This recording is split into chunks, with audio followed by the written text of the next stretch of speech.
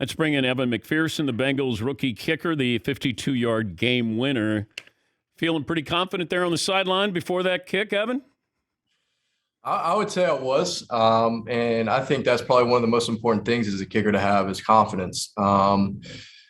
So just to challenge myself with something like that was big for me, and just to know, going out there that I had confidence in myself, my teammates had confidence in me to go out there and hit it. All right, so how did you say it to Burrow that I guess we're going to the AFC title game, or the other guys on the sidelines? How did it come out?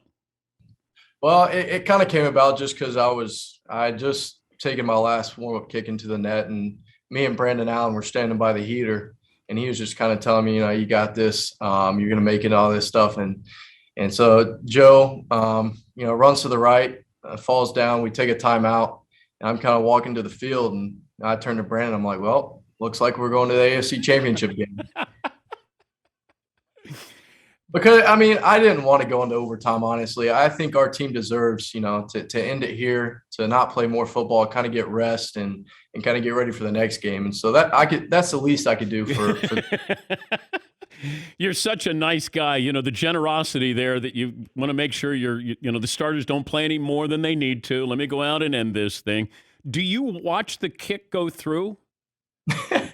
I did not personally. I watched it, I would say, probably halfway. And then at the halfway point, the way the ball was flying and the way it felt off my foot, I kind of knew that I was probably going through. But obviously, Clark Harris and Kevin Huber, snapper and holder, they watched it a little longer than I did, just to make sure it didn't hit the quick left turn at the end like it did in Green Bay.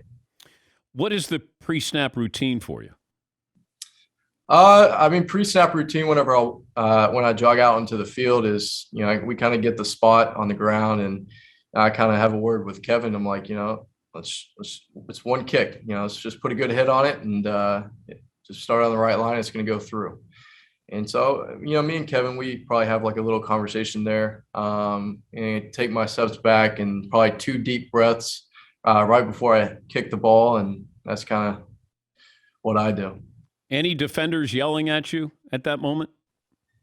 Not that I could hear. I think Clark and the whole line could probably tell you a lot more than I could. Do you care if you're, frozen? They freeze you as you get ready to kick? No, not really. I think sometimes I think it could be an advantage because, kickers typically, if we hear a whistle, we know we get like a practice kick. And so it's kind of like a mulligan in golf. Let's say you have your practice kick, you miss it. You get to come back and kind of learn from that miss, or you make it, you're going to do the same thing the next kick. And so I think it could help a kicker more than it could hurt him.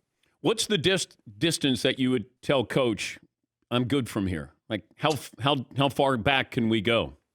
I think going that way, in that situation, I think Coach Simmons probably would have been comfortable from like 57, but I think I probably would have been comfortable from about 60. Just kind of last play of the game, kind of just go for it. I think probably around 60 yards because we were kind of going into a win there, just a slight win.